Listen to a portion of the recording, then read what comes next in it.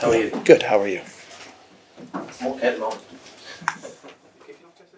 Sure, I'll talk a little bit about some injuries like I've done recently, and then we'll go into questions.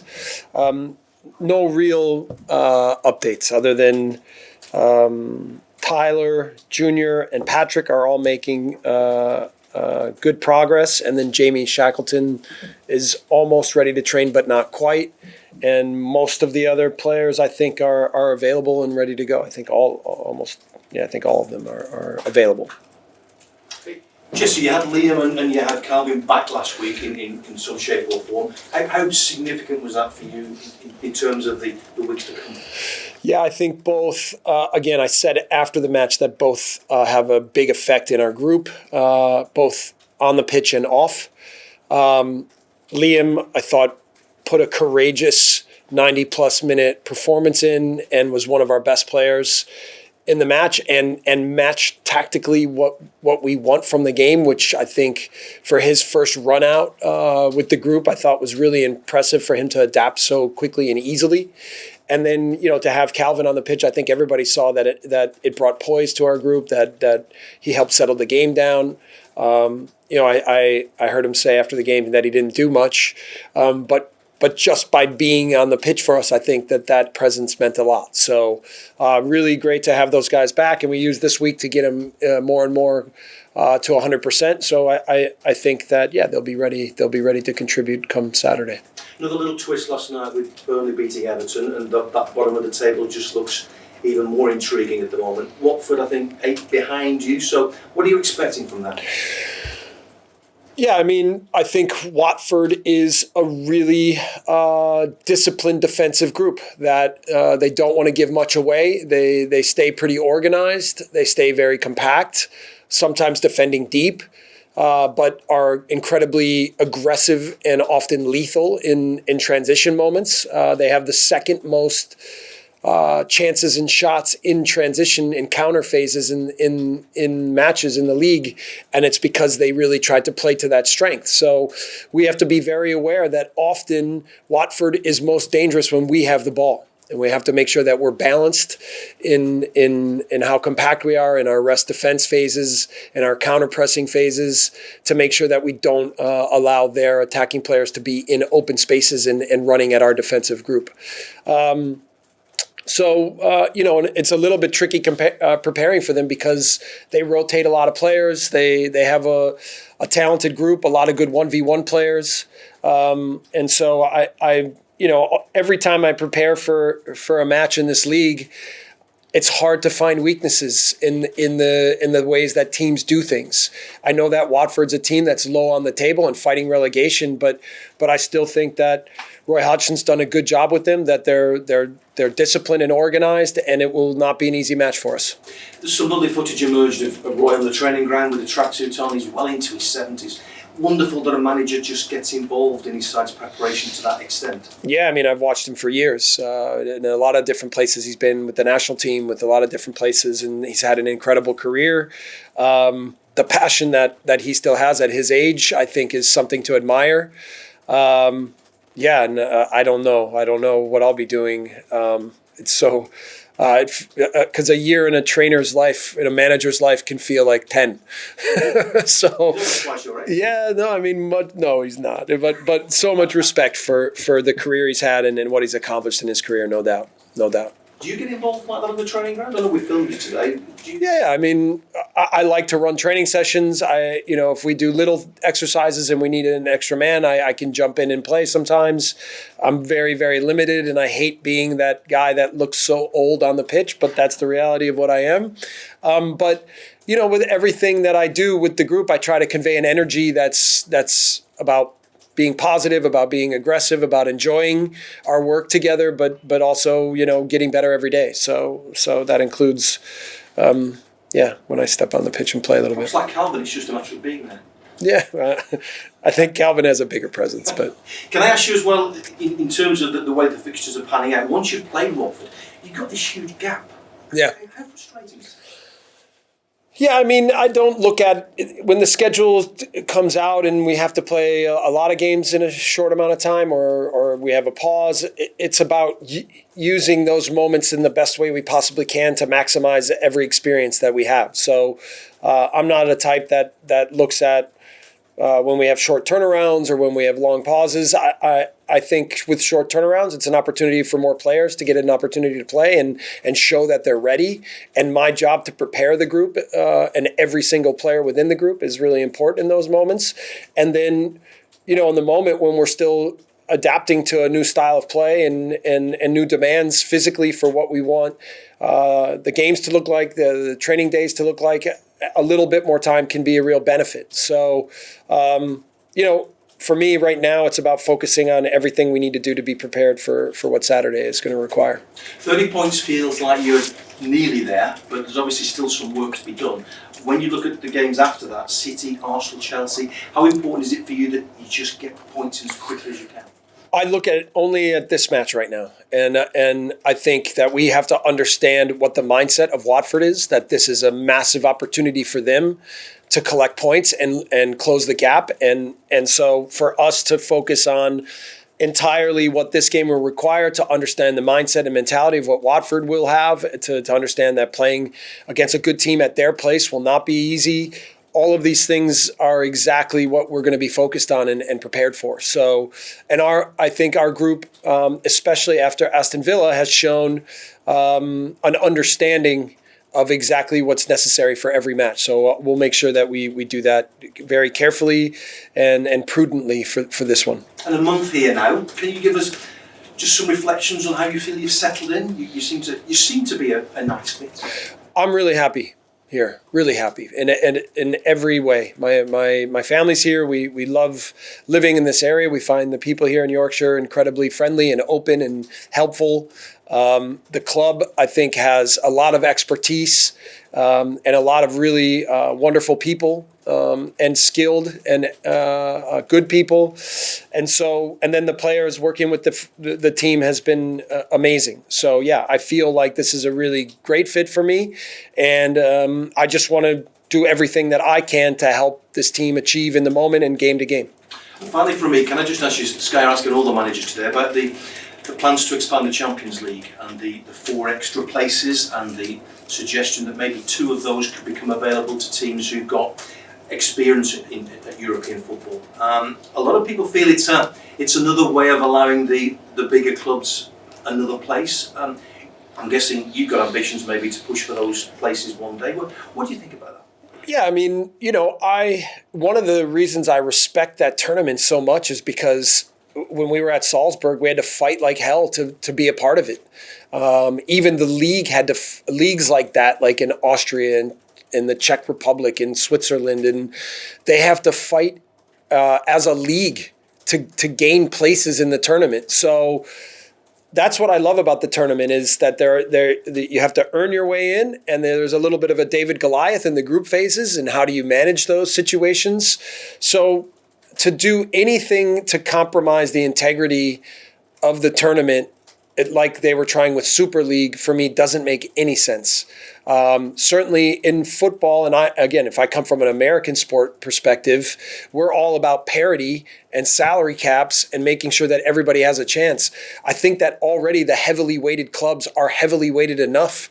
And if in a year they have a down year and they're not able to perform at the way that they should, then they shouldn't be included. You have to earn your way into Champions League. That's my opinion. Thank you. Yep. Have a good weekend. Adam?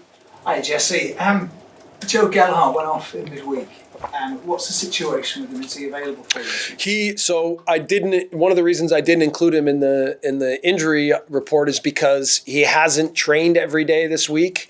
But we think he will train tomorrow, and we think he'll be available for the match on the weekend. Then how we use him and what is the situation for him, we'll evaluate that as we go. With him, and while I've been here, it's been so unfortunate because it was a back problem, then it was a little bit of a false COVID, then it's been this injury. And, we can always second guess ourselves and say, should we play players in 23 if we want them on the weekend? But players need game practice. They need time on the pitch. They need to continue to put our new philosophy of football into practice on game day, and so it was really important for Joffe to play in this match for us, and it was a shame that he picked this injury up, but we think he'll be available for Saturday. And is it a leg injury, Jesse? It's it's a knock that led to a contusion and swelling, and then every day it's gotten better. So again, I think he'll train tomorrow and be available. Well, for once he was outshone. Crescentia Summerville. What are you making of him? Yeah. I thought he played fantastic. I think that he has grown since I've been here more and more and more. I've talked to him about his behavior and mentality, professional behavior every day off the pitch, and what he needs to be like when he shows up here, and what the work week needs to look like, and then how to adapt to the style of play that we want, and how to continue to learn the tactics and behaviors. And for me, he's grown a lot in the past month. And I think this performance is a representation of his professional behavior, his work ethic, his mentality to try to learn and adapt. So certainly, even when I see that we're going to 5 substitutions in the future, I think of players like him, like Joffe, like Sam Greenwood, like Charlie Creswell, that deserve more chances to play because of the quality they have, because of the work they put in the week.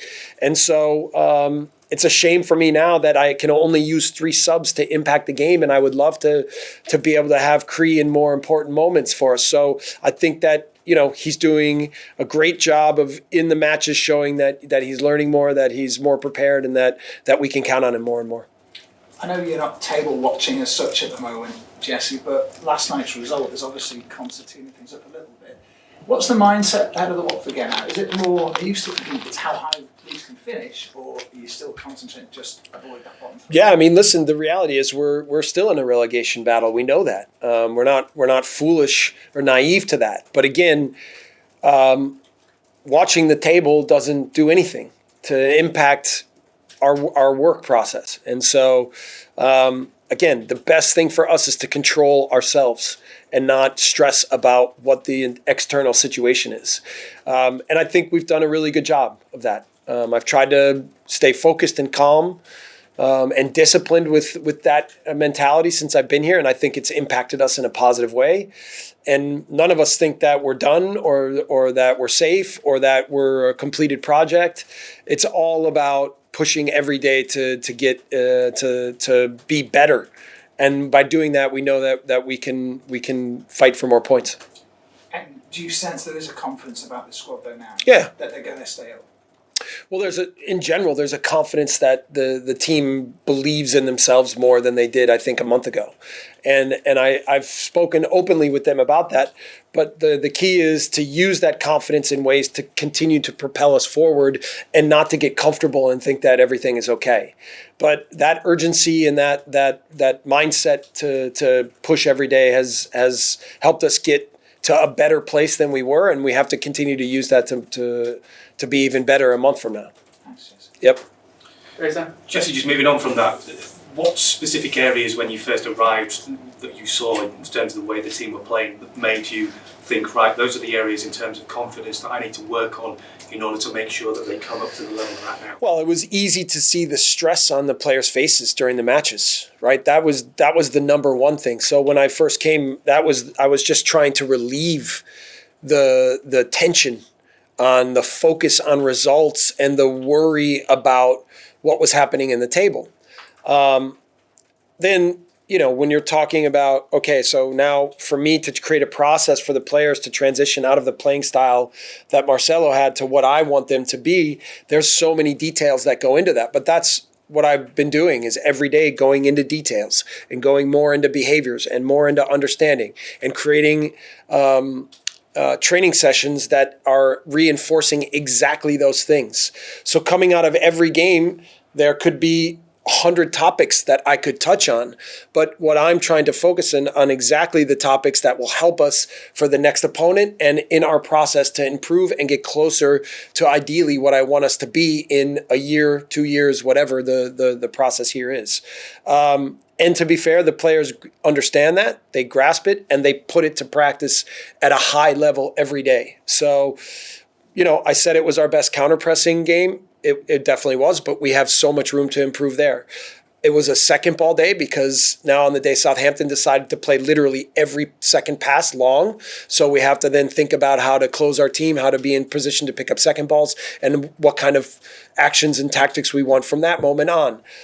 Still being sharp in defending set pieces and attacking set pieces. I think we've done a good job there, but there's more improvement we can make. Our build-up phase, I think, again, was good against Southampton, but then how it leads to us being a little bit more effective and dangerous in the last third. And again, what I said after the match is having more advantages into chances and chances into goals. We're still in developing that phase, but again, it's about putting the building blocks together and creating clarity for the group so they understand how all of those things can improve and then how to execute on game day. In that sense, then, obviously, when things are working, it's easier to get players who might be a bit reticent far more on board. So how difficult was it to get some of them to buy into that philosophy you talked about, going from Beelzebub to 100 to 70? I mean, you could ask some of them about that specifically, but what I would guess and say is that from the first day I came, I've laid out a tactical plan with details and terminology, and I've tried to then, with the tactics, describe how we want to play moving forward. And then now we're able to get, now that they have a broader understanding of it, now we're able to go a little bit more into the details and into the minutia to help them understand how little things can make a much bigger difference. And so that's nice. It's a good feeling to be in that stage and not just throwing a million things at them. And that's a credit to them and their mentality to adapt. And I think you use the word buy-in. I would guess that the buy-in has come from the fact that they can see the advantages from the way that we're trying to play. They can see the benefits. And when they can also feel the benefits on the pitch and the power of what we're trying to accomplish, then it gets them more excited about trying to learn more and put more to practice. So that's the process that's been developed. But again, I really think we're only in the initial phases of where I think we can really go and what the end goal will be. Graham? Jesse, a lot of the danger you've faced has come from wide areas or goals conceded as well. How do you better protect yourself against that when you've got quite a narrow system? Let me just think about that for a second. I wouldn't totally agree with that. I think that a big part of our system of moving is not that the wide areas are open, it's that we are always ready to attack every situation together. If we're too wide, then we have too many gaps in our team, and then we give up too much space in transition moments, in crossing moments, in any defensive moments. So, yeah, I mean, we're certainly not as expansive as what we were in the past, but a big part of that is to control the opponent at all moments. I would say that a big reason why we've defended better is because we're not so expansive.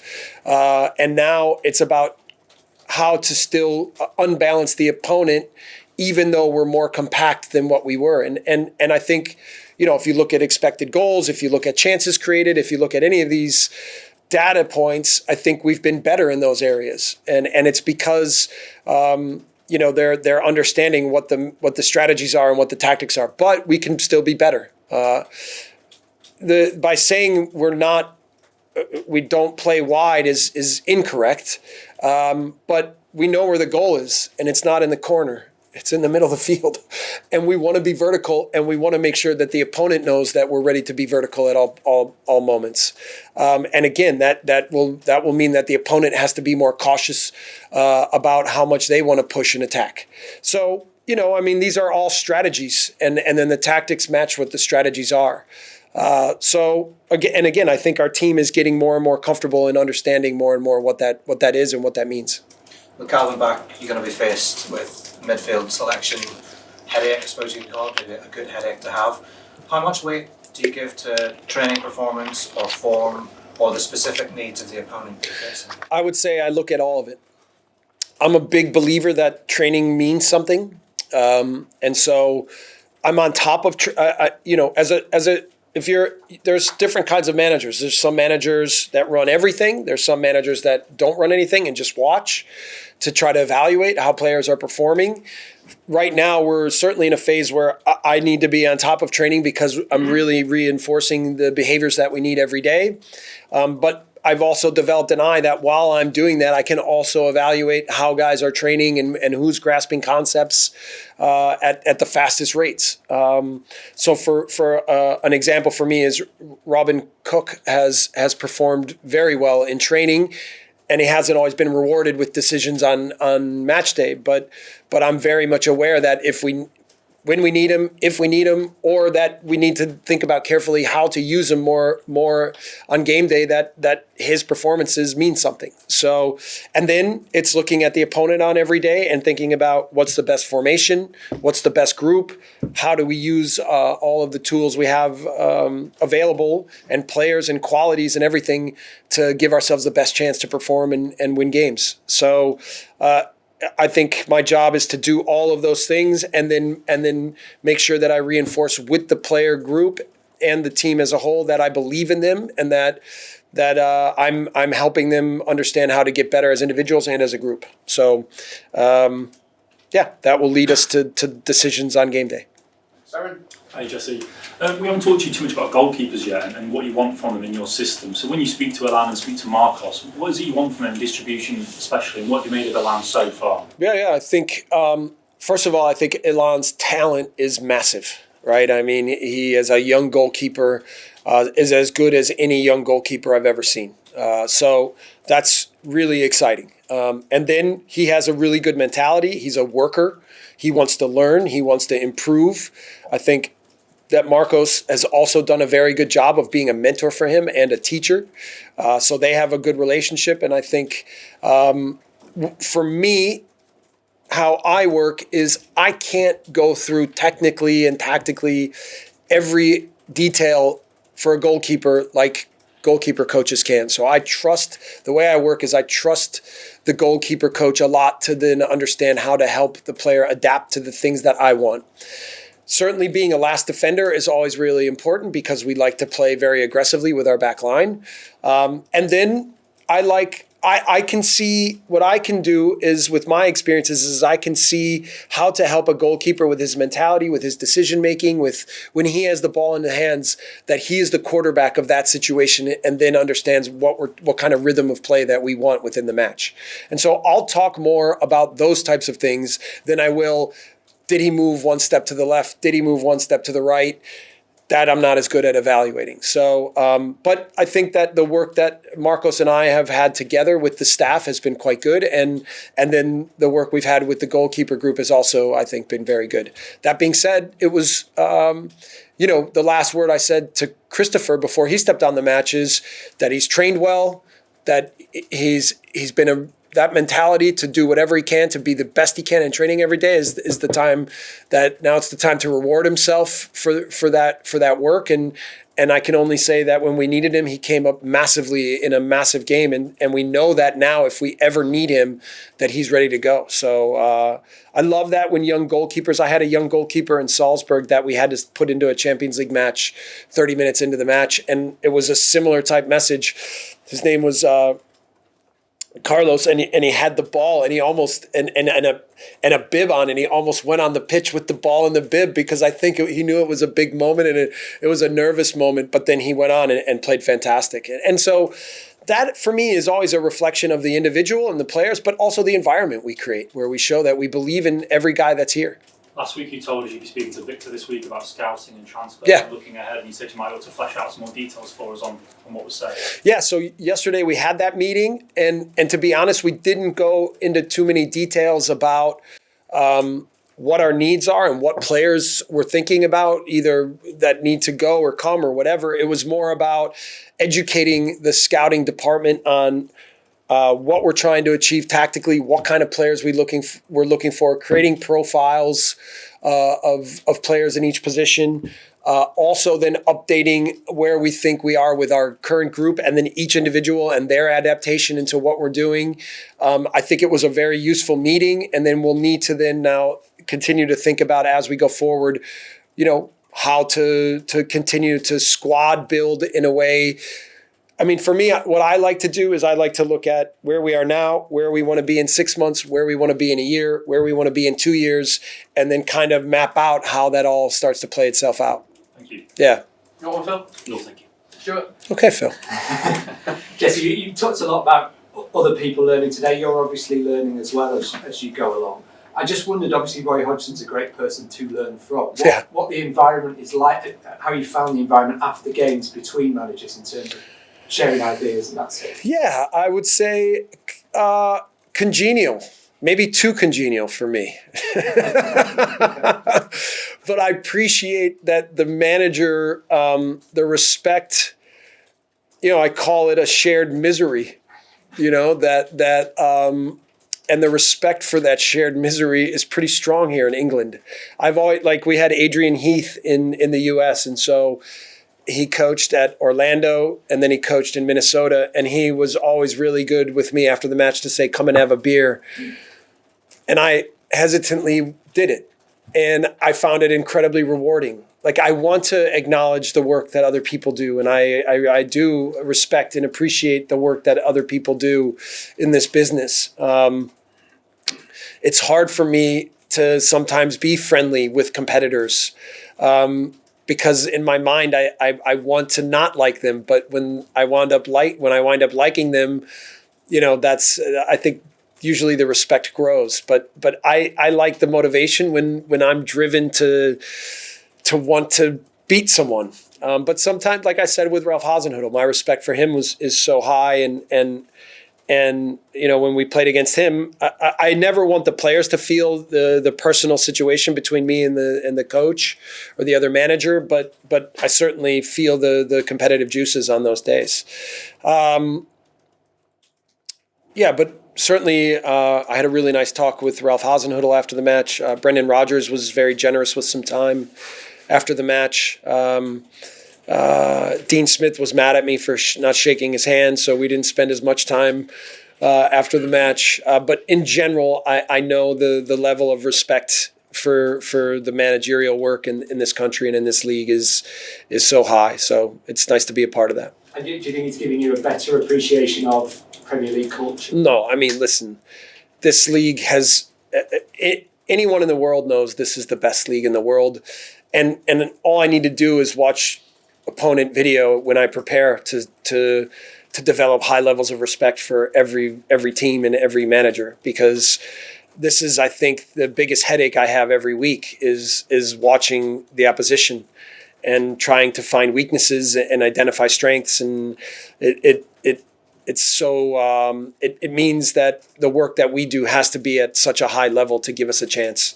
So I appreciate that it makes me better and it keeps me on my toes, and I certainly have to put a lot into every week, but it gives you headaches. Okay, thanks everybody. Good. Thank you guys. And I heard you spoke to Mitch, huh? I did, yeah. Okay. Earlier this week was in good form. Yeah, he's a great guy. Nice guy. He's fantastic guy.